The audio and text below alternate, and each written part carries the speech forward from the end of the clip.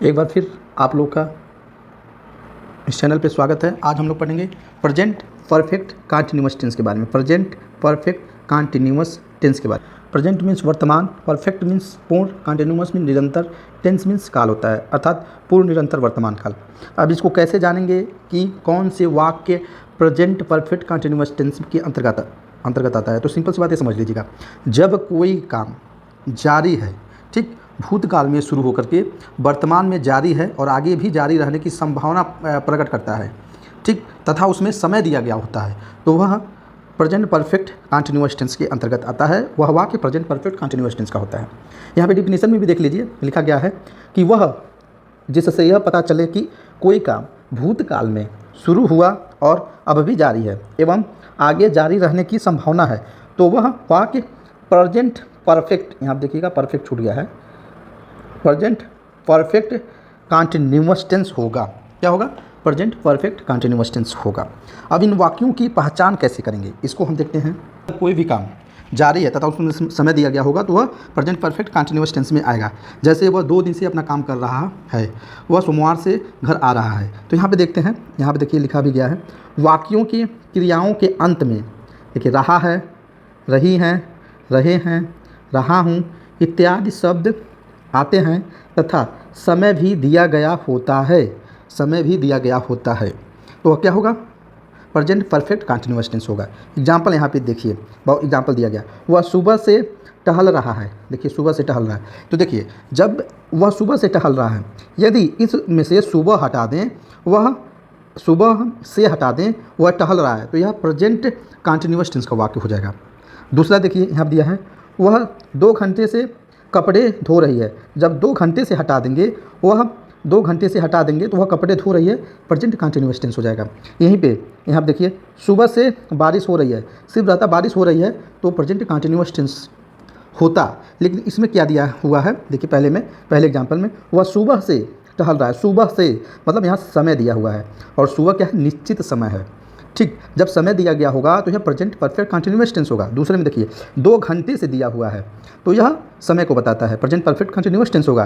तीसरे में देखिए सुबह से यहाँ पे भी दिया हुआ है तो यह प्रेजेंट परफेक्ट कंटिन्यूअस टेंस के अंतर्गत आएगा, क्योंकि इसमें समय दिया गया है। यहीं पे समय दिया गया नहीं होता तो यह प्रेजेंट कंटिन्यूअस टेंस के वाक्य होते, ठीक, क्योंकि वर्तमान में काम जारी है, इसमें निश्चित समय दिया हुआ है, वह सुबह से टहल रहा है, मतलब काम क्या है? भूतकाल में जारी है और वर्तमान में भी जारी है और आगे भी संभावना है काम का, तो क्या है? यह प्रेजेंट परफेक्ट कंटिन्यूअस टेंस है, इसमें समय निश्चित दिया गया होता है। एक बात और समझ लीजिएगा, जब इसमें इसको बनाने के लिए सिंस और फार का प्रयोग करते हैं, रूल आगे हम देखते हैं, ठीक।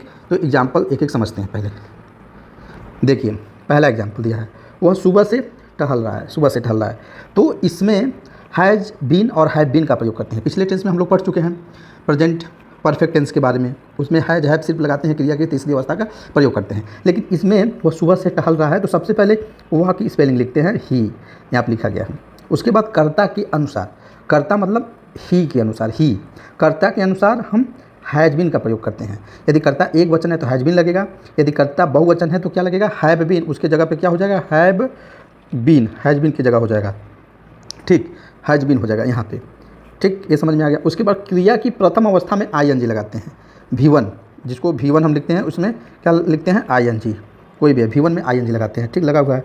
उसके पश्चात टाइम, यहाँ पे टी मतलब टाइम का प्रयोग किया गया है। सिंस, देखिए क्रिया की प्रथम अवस्था में आईएनजी, उसके बाद सिंस या फार का प्रयोग करते हैं।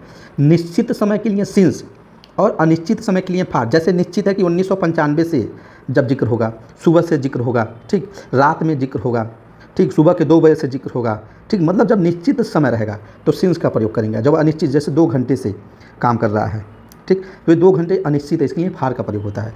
और सुबह से, सोमवार से, अप्रैल महीने से, ठीक, जब निश्चित रहेगा तो उसके लिए सिंस का प्रयोग होगा, तो यहाँ पे सिंस लगा हुआ है, ठीक। उसके बाद मॉर्निंग, क्या सुबह से, सिंस मॉर्निंग होता है, सिंस मॉर्निंग। तो आप समझ गए होंगे कि he has been walking since morning, वह सुबह से टहल रहा है। अब दूसरा देखिए, वह 2 घंटे से कपड़े धो रही है। अब वह क्या है? स्त्री के लिए वह प्रयोग किया गया है और ऊपर जो है पुरुष के लिए प्रयोग किया गया था। जब स्त्री के लिए प्रयोग किया गया जाएगा तो सी लगेगा, और जब पुरुष के लिए वह प्रयोग किया जाएगा तो ही लगेगा। ये तो पहले से बताया गया होगा आपको। तो देखिए सी एक वचन करता है तो सी हैज़ बीन वॉशिंग में आई एन जी लगा, वॉशिंग क्या, दी क्लोथ्स, क्लोथ्स मीन्स कपड़े। अब 2 घंटे से निश्चित नहीं है, अनिश्चित है, तो फॉर 2 आवर्स, 2 घंटा, 2 आवर्स। ठीक, तो ये भी समझ में आ गया होगा आपको। तीसरा एग्जाम्पल देखते हैं। देखिए, सुबह से बारिश हो रही है, तो सुबह से बारिश होने के लिए इट का प्रयोग करते हैं ना, तो सुबह से, तो देखिए it has been raining since morning. सुबह का जिक्र हुआ है तो सुबह निश्चित है तो सिंस लगा है। ठीक, अनिश्चित रहता तो फार लगता, मतलब रहता 2 घंटे से बारिश हो रही है तो फार। ठीक, यहाँ पे लगता फॉर मॉर्निंग। अब यहाँ पे सुबह से दिया है तो सिंस मॉर्निंग का प्रयोग हुआ है, तो ये आसानी से समझ में आ गया होगा। अब हम स्ट्रक्चर की बात करते हैं। देखिए, कोई भी सेंटेंस जब हम उसको इंग्लिश में बदलते हैं तो उसके कई पार्ट होते हैं, जैसे अफर्मेटिव, नेगेटिव, इंटरगेटिव। अब उसको हम कैसे बनाएंगे, उनका स्ट्रक्चर क्या होगा, ये हम समझते हैं। वैसे में आप समझ लेंगे तो स्ट्रक्चर खुद बना लेंगे। ठीक, नहीं समझ में आता है तो स्ट्रक्चर देख लीजिए कैसे क्या क्या हम लिख करके बनाते हैं।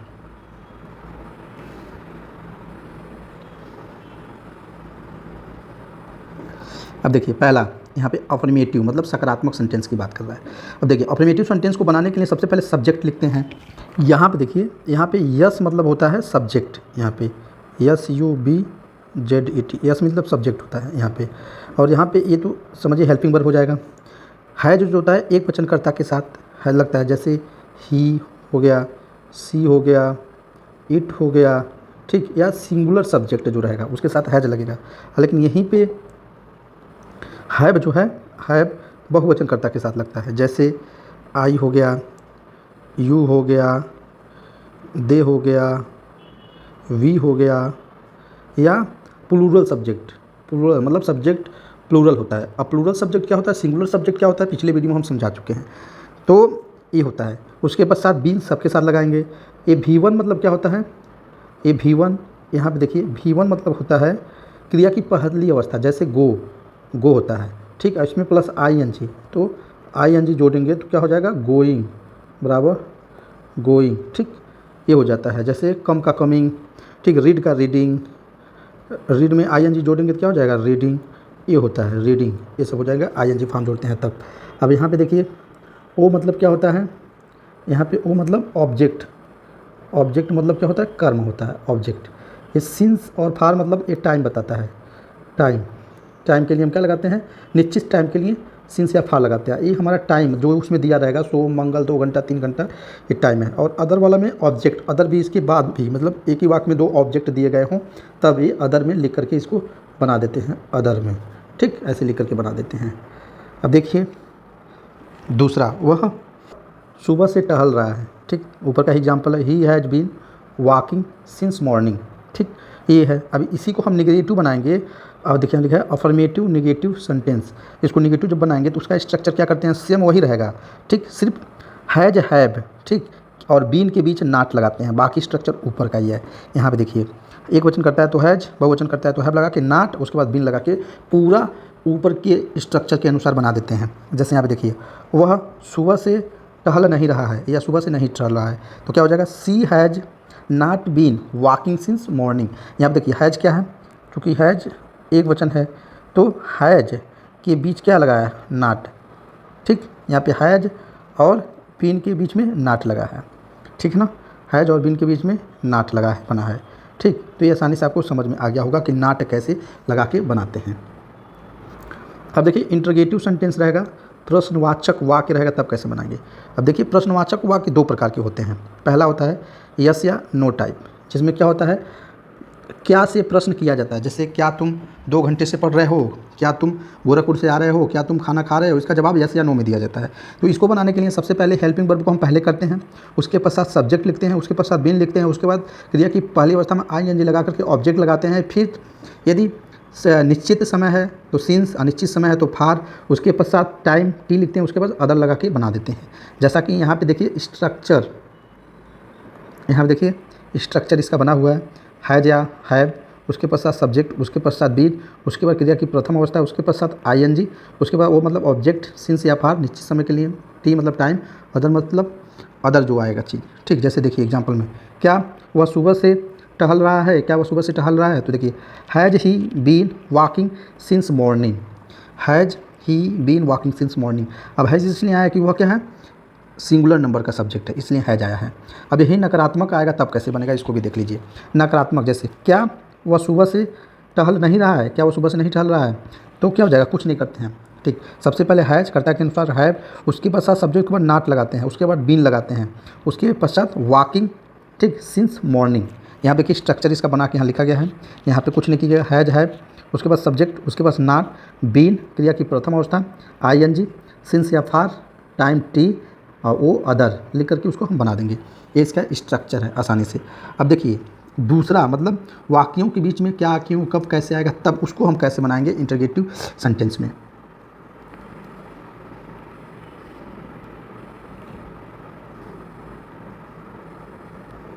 यहाँ पे देखिए जब इसको हम डब्ल्यू एस टाइप के वाक्य बोलते हैं, जैसे वाक्यों के बीच में प्रश्नवाचक शब्द का प्रयोग किया गया हो तब, इसको बनाने के लिए कुछ नहीं करते हैं। ऊपर का जो स्ट्रक्चर है इंटरगेटिव का सेम वही रहता है, सिर्फ सबसे पहले डब्ल्यू एच टाइप जो वर्ड होते हैं वाक्यों के बीच में आते हैं उसको सबसे पहले लिख करके ऊपर के स्ट्रक्चर के अनुसार पूरा बना देते हैं। यहाँ देखिए डब्ल्यू एस टाइप यहाँ पे लिख दिए हैं ना,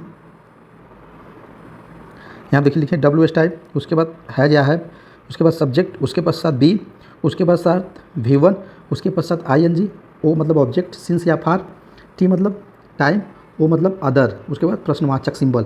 ऊपर भी देखिए प्रश्नवाचक सिंबल जरूर लगाते हैं, ठीक, लगा के बनाते हैं। जैसे वह सुबह से क्यों टहल रहा है, वह सुबह से क्यों टहल रहा है, तो सबसे पहले यहाँ पे क्यों की स्पेलिंग लिखेंगे, वाई की, सॉरी, वह सुबह से क्यों टहल रहा है तो क्यों की स्पेलिंग लिखेंगे why, has he been walking since morning, कुछ नहीं किया, लास्ट में प्रश्नवाचक सिंबल।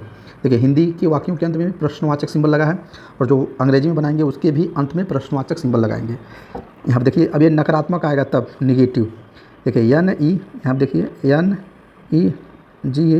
NEGATIVE, निगेटिव सेंटेंस, ठीक, निगेटिव सेंटेंस आएगा कुछ नहीं करेंगे, सिर्फ सब्जेक्ट के बाद नॉट लगा करके ऊपर के जैसे ही बना देंगे। अब वाक्य देखिए वह सुबह से क्यों नहीं टहल रहा है, तो why has he not been. अब देखिए ये सब्जेक्ट है और ये बीन के बीच में क्या नॉट लगा है, वॉकिंग सिंस मॉर्निंग, ठीक, लास्ट में ये प्रश्नवाचक सिंबल है सिंस मॉर्निंग, ठीक।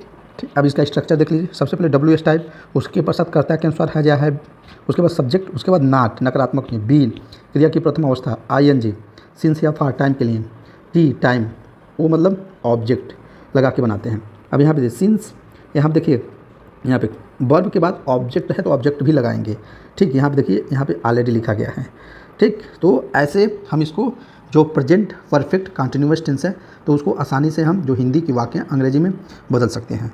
तो यह वीडियो कैसा लगा आप ज़रूर लिख करके बताइए, और टेंस का भी वीडियो एक एक करके पूरा अपलोड किया जाएगा। बाकी जो इंग्लिश के पैराग्राफ हैं उसको हिंदी में बदल करके भी आपको दिखाया जाएगा, जीरो से लेकर के स्टार्ट किया जा रहा है, उसको आप देखिए और